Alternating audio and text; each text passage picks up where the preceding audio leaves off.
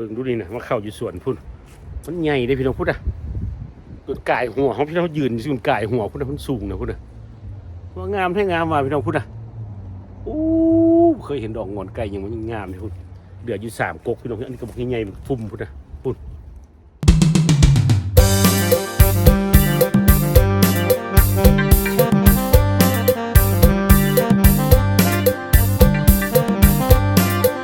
ฮัลโหลสบายดี FC ของสว่างชาแนลทุกท่านมาแล้วครับผมมื้อนี้ไอ้หนุ่มเพย์บอยหรือว่าสว่างชาแนลสีมารีวิวหลังบ้านให้เบิ่งหลังจากเริ่มหน้าหนาวแล้วพี่น้องพักหญ้าเขาตายเบิดเลยมันสิมียังอย่างเดนเนาะพี่น้องเนาะมื้อนี้เป็นวันที่2เป็นวันอาทิตย์พี่น้องเดือน11แล้วพี่น้อง2025เนาะเอามาติดตามเบิ่งว่าไอ้หนุ่มเพย์บอยเขาสิมาถ่ายหลังบ้านให้เบิ่งว่ามันยังอย่างเดตายเบิดบ่หรือว่ายังอย่างอีกเนาะโอเคตามผมพี่น้องเขาจะถ่ายให้ดูครับผมโอเคก้าวเข้ามาทางหลังบ้านไขประตูเข้ามาปุ๊บพี่น้องยังต้นมักเล่นพี่น้องต้นมักเล่นแต่ว่าขั้นบนเป็นมักเขียวได้มากมันใหญ่เลยพี่น้องอันนี้โคตรมึงมากกว่าเดิมอันนี้คุณน่ะกำลังออกมากกลายเป็นมักตัวมัดเชอร์รี่แต่ว่ามากมันใหญ่พี่น้องอันนี้ยังบ่ตายพี่น้องบนนี้นี่คุณมากบักใหญ่นี่ยังอันนี้นี่เอิ้นมักตัวมัดเชอร์รี่อะไรมักเล่นภาษาลาวมันมักเขียวนะแต่ว่ามันอยากหน่วยใหญ่พี่น้องย่างต้นเดียวนี่อยู่ทางเข้ามานี่วันนี้พี่น้องนี่ดินี่อันนี้แหละนี่เป็นต้นย่างคุณเห็นบ่ยังเขียวเริ่มอยู่ขนาดอากาศหนาวเลยพี่น้องยินนะเขายังได้ใส่เสื้อกันหนาวแล้วพี่น้องนี่ย่างตัวนี้วันนี้อันนี้มันเล่นน้อยกับมีนี่พี่น้องนี่ดินี่อันนี้มักเขียวบอกบ้านเขาเอิ้นนะมักเขี้ยบอกภาษาอีสานมักเขี้ยพี่น้องแต่ว่านี่ใหญ่ได้หน่วยเดียวคุณอยู่ในมักไล่พี่น้องคนเดียวคุณน่ะเต็มอยู่ในคุณมันยังบ่ตายเขาก็ได้กินไปอยู่พี่น้องต่อมานี่หมักแตงหมักทั่วตายเบิดแล้วผักหอมผักขูดละพามันยังตายเบิดเกลี้ยงเอาเก็บเบิดแล้วพี่น้องเก็บเมียนเบิด ผักแพรวกับบัวเรือแล้วนี่คุณผักแพรวกับได้เน่าหมดละคุณตายเขาตัดทิ่มหมดแล้วบัดชีขึ้นมาเป็นหอมพี่น้องภาษาบ้านเขาเอิ้นผักบัวเลยนะพี่น้องนี่หอมกับกระเทียมขึ้นบัดนี้มาเบิ่งทางนี้ต่อหอมใบมิ้นนี่บัวตายเลยพี่น้องใบมิ้นนี่ทนขนาดพี่น้องนี่ใบมิ้นหรือว่าภาษาลาวเขาเอิ้นมาหอมสาระเนนะพี่น้องมันหลายภาคเอิ้นเนาะบ้านคอยเพชรบูรณ์นี่เขาเอิ้นสาระเนอันนี้นะแต่ว่าบ้านเมียคอยไทยเวียงจันทน์นี่เขาจะเอิ้นว่าหอมลาบว่าจันพี่น้องแต่บ้านคอยเอิ้นสาระเนภาษาอยู่นี่เขาเอิ้นมิ้นพี่น้องนี่นะเอิ้นตัวมิ้นนี่คุณนี่ปฏิบัติเป็นยังเหลืองนี่พี่น้องว่าจันอันนี้เป็นเขาเอามาปกโต๊ะบาร์บีคิวเขามีผ้าแต่ว่าเขาเอามาเพชรมันยังไว้อยู่ในน้องพี่น้องเด้อจะมันหนักเขาต้องเปิดมันก่อนยังอยู่บอกโอ้ยังเสยพี่น้องนี่ทุกคนยังเรียกมาพริกยังเรียกโหระพาดินี่เรืออันนี้เล็กๆน้อยๆซื่อๆอยู่ในนี่แหละซ้ำซาหิมะลงกับมันจีฮอดมันได้ตายนี่อันนี้ใบบัวบกดอกพักนอกพี่น้องโอ้นี่พักแถวกันยังได้พี่น้องนี่พูดนี่เขาปกไว้พี่น้องเขาต้องปกไว้สิเอาลงกับมันดินี่เป็นประมาณนี้เขาปกไว้แต่วันในเงินน้อยวันนี้บนตู้เย็นดูใส่เบียร์อยู่หลังบ้านนี่ดิก็ยังมีอยู่ต้นหนึ่งนี่ดิต้นมะพริกกับต้นตะไคร้พี่น้องยังอยู่ได้นี่ เขาบอกจะเอาเข้าเฮือนมันเต็มเฮือนแล้วพี่น้องนี่เขาก็เลยเอามาไว้นี่เขาพอได้กินซ้ำๆมันตายพี่น้องอันนี้เป็นเฮือนน้อยเขาซื้อมาใส่ตู้เย็นใส่เบียร์ซื้อๆนี่ย่ำห้อนคิดไว้นี่ดิมันเป็นเฮือนน้อยประมาณนี้แหละอยู่หลังบ้านเขาพี่นะกันสโน่นี่เอาบันนี้มาเลาะทางนี้ตายเบิดเลยเห็นบ่แต่ก่อนจะต้นหมักพริกเขานี่เต็มอยู่นี่วันนี้ข้างนี้พี่น้องพักบัวเลยมันขึ้นพูดนะเขาปลูกแล้วมันขึ้นเองพูดแล้วไปหอดพูดแล้วโอ้เย็นพี่น้องนี่ดิ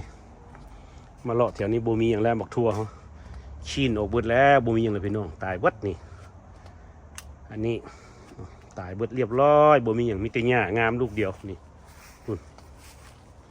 ตายเบิดฝากพี่น้องเห็นนะพี่น้องตายเบิดแล้วพุ่นโบมีอย่างเลยเสร็จเบิดแล้วตายเบิดพุ่นบรรยากาศหลังบ้านพูดละบ้านเขาอยู่พุ่นมันยาวได้พี่น้องมาเกือบพอ20 เมตรพูดละแต่ว่าสีแดงๆยังบัวตายเป็นต้นดอกงอนไก่ใหญ่พี่น้องเขาสิเอาไว้เฮ็ดพันธุ์มันจนว่ามันสีเหี่ยวจนหิมะลงพุ่นแหละเขาจังค่อยสีอันน่ะตัดมันทิ้งนะพี่น้องนะเอาไปเบิ่งดูพี่น้องต้นดอกงอนไก่หรือดอกหอนไก่ใหญ่จัดพี่น้องจะพาไปเบิ่งนี่ดิดอกงอนไก่ใหญ่เลยพี่น้องที่เขาถ่ายลงมือเศร้านี่ยังบ่ทันตายเถอะพี่น้องพูดนะยังมันใหญ่พี่ดึกพี่รู้ที่เขาก็บ่เคยเห็นพี่น้องพูดนะผู้ดีเสียงหัวเขาคุณนี่ดิคุณ นี่ไปอยากได้พันอยากได้แนวแท็กมาเด้อสิจงไว้ให้นี่พี่น้องพุ่นนะมันบ่เป็นน้อยๆเด้พี่น้องใหญ่ที่ใหญ่มาพุ่นนะโอ้พุ่นนะสูงกูจะเพียงหัวพี่น้องมันมี4-5 ต้นเขาตัดไป2 ต้นแล้วนี่คุณนี่คุณพี่น้องเบิ่งด้วยเนี่ยมันว่าเป็นธรรมดาด้วยเนี่ยคุณนี่เขาเอิ้นดอกงอนไก่ใหญ่พี่น้องใหญ่ก็ใหญ่แท้ใหญ่ว่านะพี่น้องเบิ่งดูนี่นะมันเข้าอยู่สวนพุ่นมันใหญ่ได้พี่น้องพุ่นนะต้นไก่หัวเขาพี่น้องยืนอยู่ต้นไก่หัวพุ่นนะมันสูงนะพุ่นนะว่างามแท้งามว่าพี่น้องพุ่นนะโอ้เคยเห็นดอกงอนไก่ยังมันงามเลยพุ่นเดือดอยู่3 กกพี่น้องอันนี้ก็บอกใหญ่ๆทุ่มพุ่นนะพุ่นนะพี่น้องเบิ่งดูเนี่ย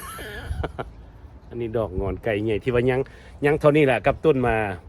มะเกล็นน้อยพี่น้องมะเขือเทศน้อยฮะละนี่อยู่หลังบ้านอันนี้ครับดอกงอนไก่ครับพี่เลือกพี่รุ่นเลยพี่น้องเลยคุณเอามาเบิ่งต่อไปมีอย่างเดียวนี่ก็แม่นผักหอมหรือผักบัวเลยมันยังบวนตายพี่น้องมันขึ้นมาใหม่นะแต่ว่าตัวนี้มันผักนอกตายหมดแล้วมันหนาวพี่น้องนี่ดิผักนอกมาแถวนี้มันทำเมี่ยนเบิดละเขาเห็ดเป็นปุ๋ยพี่น้องวันนี้เขาเอาหมักไหม้หมักอย่างที่ว่าเขาบกินนะเขาเอามาผสมกับขี้ดินให้มันเปื่อยนี่ดิเขาเห็ดเป็นปุ๋ยพี่น้องปุ๋ยหมักนี่นะคุณหมักแอปเปิ้ลที่เขาซื้อมาแล้วกินบ่ทันเอามาทิ่มชนิดนั่นนี่คุณแถวนี้ก็เมี่ยนเบิดแล้วพี่น้องนี่นะคุณเรียบร้อยเบิดละคุณบ้านเขาเนี่ยอยู่คุณอันเรื่องมันเขาพกผ้าโต๊ะบาร์บีคิวเขามันเป็นแก้วพี่น้องเขาย่านมันแตกนะมันบ่มีบนไหวดิเขาก็เลยเฮ็ดจังซั่นละนี่ให้เบิ่งประมาณนี้พี่น้องหลังบ้านเขาอันนี้เฮือนน้อยเขาบ่ให้เว้าแล้วของหยัดเต็มอยู่ในนี่อันนี้เฮือนเก็บของพี่น้องอันนี้นะบนเก็บเครื่องเก็บของที่ละหลังบ้านยามมีเมียนเบิดแล้วเนี่ยพุ่นมึงหญ้างามพี่น้องนี่พุ่นหลังบ้านเขากว้างได้พี่น้องพุ่นมาแต่เฮือนน้อยขาวๆบนโต๊ะใส่เบียร์พุ่นมาพี่บนนี้พี่ประมาณนี้พี่เนี่ย